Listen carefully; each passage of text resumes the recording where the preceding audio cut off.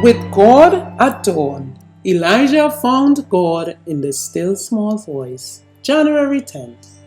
Where can we find God? And after the earthquake, a fire, but the Lord was not in the fire. And after the fire, a still small voice. 1 Kings 19:12. Not in mighty manifestations of divine power, but by a still small voice did God choose to reveal himself to his servant. He desired to teach Elijah that it is not always the work that makes the greatest demonstration that is most successful in accomplishing his purpose. While Elijah waited for the revelation of the Lord, a tempest rolled, the lightnings flashed, and a devouring fire swept by. But God was not in all this.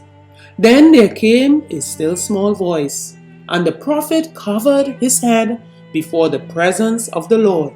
His petulance was silenced, his spirit softened and subdued.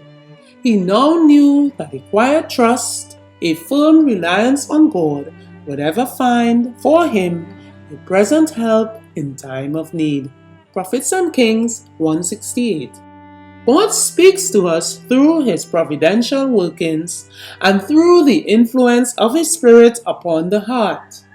In our circumstances and surroundings, in the changes daily taking place around us, we may find precious lessons if our hearts are but open to discern them. God speaks to us in his word. Here we have in clearer lines the revelation of his character, of his dealings with men, and the great work of redemption. Here is open before us the history of patriarchs and prophets and other holy men of old. As we read of the precious experiences granted them of delight and love and blessing it was theirs to enjoy, and of the work they wrought through the grace given them, the spirit that inspired them kindles a flame of holy emulation in our hearts and a desire to be like them in character, like them to walk with God. Steps to Christ 87. From With God at Dawn, page 12.